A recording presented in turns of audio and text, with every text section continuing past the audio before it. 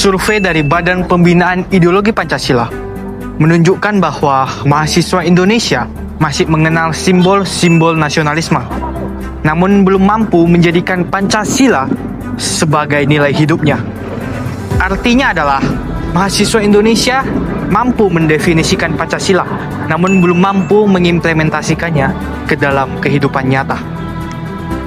Lembaga Survei Indonesia menyatakan mahasiswa Indonesia kurang percaya pada lembaga negara. Ketika kepercayaan terhadap negara berkurang, nasionalisme ikut terdampak karena tidak lagi punya fondasi emosional dan rasional yang kuat. Serangkaian data ini memberikan kita gambaran betapa besarnya hambatan yang akan kita hadapi dalam mencapai Indonesia Emas 2045. Dan pertanyaannya adalah, mampukah kita untuk mengatasi semua hambatan ini dan juga mewujudkan Indonesia Emas 2045?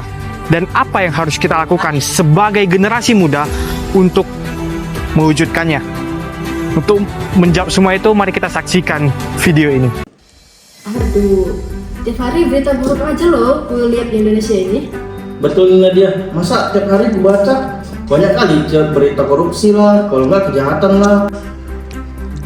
Ya kan, entah apa yang bisa dibanggai dari Indonesia ini. Kalian nggak tahu ya kalau Indonesia itu, ini fakta menarik ya soal Indonesia. Jadi Indonesia itu adalah negara yang punya lebih dari 1.300 suku. Terus dia juga ada 17.000 pulau lebih. Jadi Indonesia itu sangat luas banget. Dan fakta menariknya adalah Indonesia merupakan satu-satunya negara yang merdeka dengan cara mengusir penjajah dari tanah kelahirannya. Jadi kita patut berbangga karena kita punya nenek moyang seorang yang mampu untuk berjuang dan juga memerdekakan bangsanya. Gitu sih. Nah, kita sebagai seorang generasi muda, kita juga harus ada nih jiwa-jiwa nasionalisme dalam diri kita. Iya kan, nasionalisme itu udah kuno bukan sih?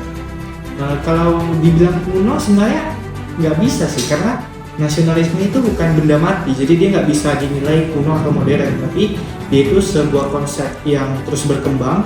Jadi bagaimana cara kita memaknai konsep itu dan juga tanggung jawab kita sebagai generasi muda untuk memaknainya. Nanti aku, Junedi, sama kamu Nadia, nanti kita bisa menjadi generasi muda di masa depan, kita sendiri yang akan membangun bangsa ini.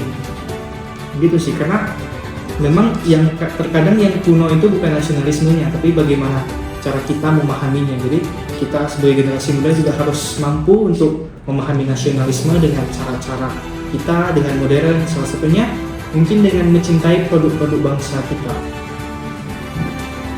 Memang nasionalisme masih relevan untuk dibicarakan sekarang? Relevan banget dong. Nasionalisme itu nggak akan pernah luntur oleh zaman gitu. Dalam rangka membentuk nasionalisme dalam diri mahasiswa, pemerintah juga berperan penting. Salah satunya adalah membentuk nasionalisme bukan hanya sebagai slogan, namun bagaimana pemerintah menerapkannya melalui kebijakan-kebijakan yang berpihak kepada rakyat. Karena mahasiswa meningkatkan kepercayaannya kepada pemerintah melalui aksi-aksi nyata, bukan melalui pencitraan di depan media sosial semata. Kita perlu aksi-aksi nyata dari pemerintah melalui kebijakan-kebijakan yang berpihak langsung kepada rakyat, bukan sebagai pencitraan saja. Sehingga pemerintah juga berperan penting dalam meningkatkan nasionalisme dalam diri mahasiswa untuk hari ini, besok, dan ke depannya.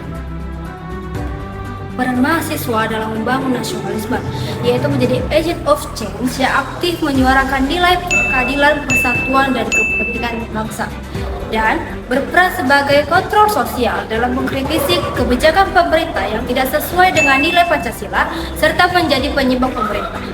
Peran institusi pendidikan membentuk reformasi pendidikan untuk mengintegrasikan nilai-nilai nasionalisme dengan kurikulum yang dirancang, membuka ruang dialog untuk menjamin kebebasan berpendapat. Marilah kita membentuk nasionalisme dalam diri kita dalam upaya membangun Indonesia menjadi lebih baik lagi ke depannya.